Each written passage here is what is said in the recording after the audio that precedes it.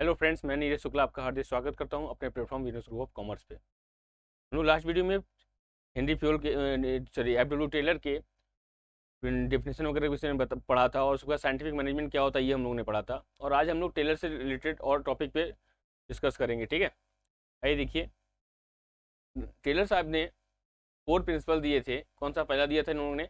Science not rule of thumb, इन्होंने पहला दिया था। दूसरा दिया था हार्मनी नॉट डिस्कॉर्ड। तीसरा दिया था कॉर्पोरेशन एंड नॉट इंडिविजुअलिज्म दिया था। उसके बाद development of workers to their greatest efficiency and prosperity इन्होंने दिया था। ठीक है, जैसे कि हम लोग बात कर चुके थे कि एब्डुल टेलर का फुल फॉर्म क्या है आपका? Frederick Winslow Taylor. ठीक है, इनका जन्म कब हुआ था? 20 मार्च 1856 को हुआ था। इनकी डेथ कब हुई थी? 21 मार्च 1915 को हुआ था। क्लियर है? और ये क्या थे? एक अमेरिकन थे। ठीक है, ये भी क्वेश्चन आपसे आता है, इसको भी थोड़ा सा आप रिमेंबर रखेंगे तो ज़्यादा अच्छा रहेगा। ठीक है, एब्डुल टेलर कहाँ के थे? अमेरिका के थे।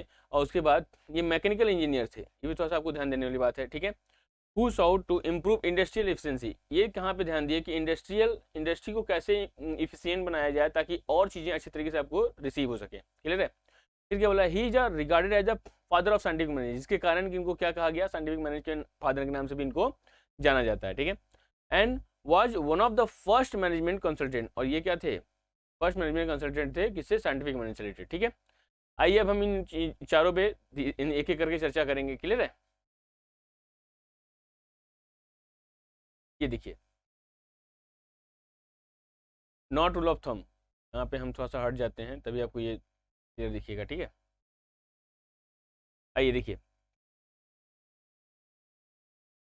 Science not rule of thumb का मतलब क्या होता है? साइंस हमको एक बात बताता है, कोई भी वर्क करिए कि उसमें एनालिटिकल वे आपका प्रेजेंट होना चाहिए। अगर एनालिटिकल वे आपका प्रेजेंट नहीं होता है तो आप उन चीज़ों को अच्छे तरह से वर्क नहीं कर सकते हैं। मतलब होता क्या है कि अगर हम कोई भी अगर चीज़ों के लिए हम रूल ऑफ थंब अगर रखें, मतलब क्या यही होगा, इसके अलावा कुछ नहीं हो सकता, तो एक बात ध्यान दीजिएगा, आपके फर्म की ग्रोथ उतनी नहीं हो पाएगी जितना कि आप चाहते हैं। आप खुद का भी ध्यान दीजिए, अगर आप खुद के लिए भी अगर आप कुछ ऐसी वर्क करते हैं जिसके थ्रू कि आप थोड़ा सा डेवलप होना चाहते हैं, तो ध्यान दीजिए आपकी हर चीज़ रिजिड अगर रहेगी तो अच्छे तरीके से प्रॉपर आप उस चीज़ों का यूटिलाइजेशन नहीं कर पाएंगे।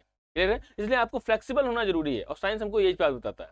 ठीक है, कि आप उसको एनालाइज करिए, क्या है, कैसे है, किस तरीके से, उसके बाद फिर उस पर आप अपनी बातों को रखिए। ठीक है, आइए देखते हैं इसमें क्या लिखा हुआ है। बोला है this rules focus on increasing the efficiency of an organisation through scientific analysis. देखिए, मैंने जो बात बोला था ना, साइंटिफिक एनालिसिस मतलब क्या? आप उसको अच्छे तरीके से देखिए ताकि कि और उसमें डेप्थ उस पर एनालिसिस करिए। ठीक है, ऑफ द वर्क, इसका वर्क का, and not with the rule of thumb method. Rule of thumb मतलब मैंने भी जो बोला कि आप एक रिजिड जो प्रॉपर आपका जो सदियों से चला आ रहा चीजों को, उसको भूलिए, उसको आप छटाइए, तभी जाके आपके प्रॉपर ग्रोथ हो पाएगा, आपका खुद का भी हो पाएगा और आपके फर्म का भी हो पाएगा, अगर फर्म में इसको एप्लीकेबल करते हैं तब। ठीक है, rule of thumb refers to the decision taken by the manager, ठीक है, based on his personal judgement. अब उसमें क्या होता है? रूल ऑफ थंब का मतलब क्या होता है?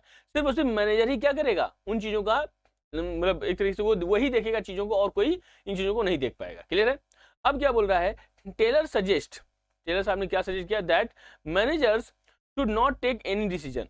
अब इस टेलर ने बोला, टेलर जी ने बोला कि मैनेजर को पूरा का पूरा डिसीजन नहीं लेना चाहिए based on rule of thumb. ठीक है, रादर इसके अतिरिक्त क्या होना चाहिए? Follow the scientific management principle for taking such decision. इसके लिए क्या होना चाहिए? साइंटिफिक मैनेजमेंट लेना चाहिए इनको। साइंटिफिक मैनेजमेंट मतलब क्या? कि आप इस तरीके से साइंस को एप्लीकेबल करिए, एनालिसिस करिए कि क्या चीज आपके फर्म में जरूरी है, क्या चीज आपने जो प्लानिंग की थी उसमें क्या क्या कमी रह गई है। इन चीजों को ऑब्जर्व करिए और देखिए कि कहाँ आपकी कमी रह गई है, उसको इंप्रूव करने की कोशिश करिए।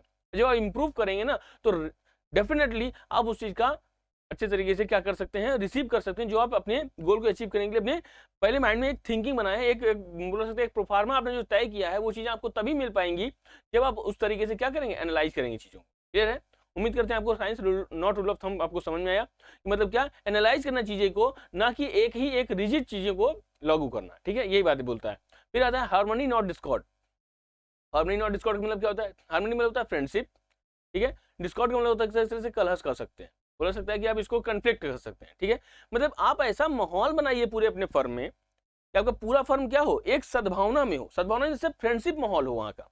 ठीक है, जनरली होता क्या है कि हमारे फर्म में वर्कर्स और मैनेजमेंट के बीच में एक तरीके से एक वैमनस्य हो जाता है। जो कॉस्ट डिपार्टमेंट होता है, जो कॉस्ट मैनेजर होते हैं, वही इन लोगों को पकड़ते हैं। अब मैनेजमेंट क्या चाहता है कि वर्कर्स हमारे इफिशियंट वे में वर्क नहीं कर रहे हैं, और जो वर्कर्स होते हैं वो ये देखते हैं कि हमारे जो एम्प्लॉयर हैं वो हम लोगों के ऊपर ध्यान नहीं दे रहे हैं, यानी कि बोनस वगैरह नहीं दे पा रहे हैं।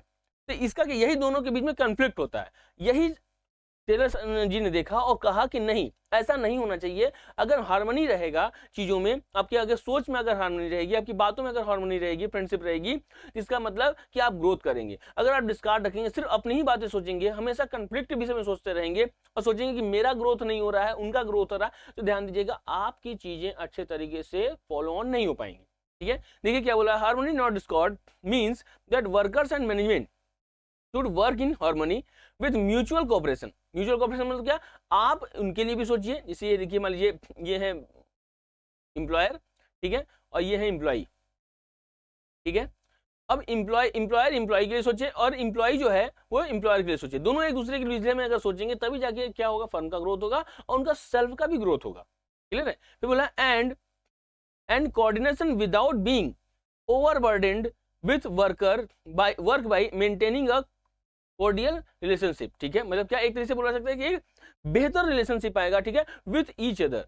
किसमें आएगा, इन दोनों में आएगा, with each other and by building team spirit. इससे क्या होगा, इनकी टीम स्पिरिट भी बनी रहेगी, किसमें, एक ऑर्गेनाइजेशन में।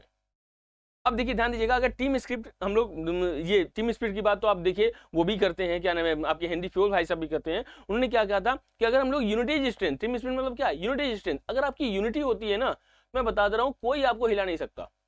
ठीक है, आप जैसे घर में ही अगर आप लोग कई भाई बहन हैं, अगर सब लोग ठीक है, आपस में लड़ाई झगड़ा होता रहता है, मगर ये चीज का फायदा कोई दूसरा ना उठा सके, इस चीज को विशेष तौर पे हमें ध्यान देना पड़ता है, स्पेशल वे में हमको इसको अटेंशन देना पड़ेगा कि आपके वर्क का कोई दूसरा फायदा ना उठाए। ठीक है, आपस में चलता है, जो भी होगा बढ़िया है, बट हमारे अगर बातों को अगर कोई दूसरा अगर समझेगा और जानेगा तो इससे क्या होगा मालूम है, हमारी पूरी की पूरी जो सोच है वो हमारी खत्म हो जाएगी और जो हम चाहते हैं वो चीज हम रिसीव नहीं कर पाएंगे। क्लियर है। तो अब इससे क्या होगा कि हम जो सोच रहे थे वो हम रिसीव नहीं कर पाए, इसलिए क्या करना चाहिए, हम लोग को इस तरीके से रहना चाहिए ताकि हमारा फर्म का भी ग्रोथ हो जाए और हमारा भी ग्रोथ हो जाए। मतलब क्या, मैनेजमेंट और वर्कर्स में एक बॉन्डिंग होनी चाहिए, वो बॉन्डिंग बहुत ही जबरदस्त होनी चाहिए और बहुत ही फेथफुल होनी चाहिए। दोनों एक दूसरे के लिए अगर वर्क करेंगे तो इससे क्या होगा, फर्म का भी ग्रोथ होगा और आपका भी पर्सनल इंडिविजुअल भी ग्रोथ होगा। ठीक है, और ये दोनों रूल अगर आप अपने जनरल लाइफ में भी अगर यूज करेंगे ना, तो ये भी आपके जनरल लाइफ को भी और इन्हांस कर देगा। ठीक है, इस वीडियो में हम लोग यही दो पढ़ेंगे। ठीक है, science not rule of thumb, और उसके बाद नेक्स्ट वीडियो में हम और science not rule of thumb हम लोगों ने पढ़ा इस वीडियो में, और हार्मनी नॉट डिस्कॉर्ड पढ़ा है नेक्स्ट वीडियो में, और हम लोग आगे इस पे चर्चा करेंगे, इस पे जो अभी और जो प्रिंसिपल साहब ने, क्या नाम है, IW टेलर साहब ने जो दिया है, इस पे और हम लोग नेक्स्ट वीडियो में चर्चा करेंगे। ठीक है, उम्मीद करता हूँ आपके दोनों टॉपिक समझ में आया होगा। ठीक है, अगर वीडियो अगर अच्छा लगा हो तो उसको लाइक करिए, हमारे चैनल को सब्सक्राइब करिए ताकि आपको नेक्स्ट नोटिफिकेशन जल्द से जल्द आपको मिल जाए। ओके, मिलते हैं नेक्स्ट वीडियो में, तब तक के लिए धन्यवाद।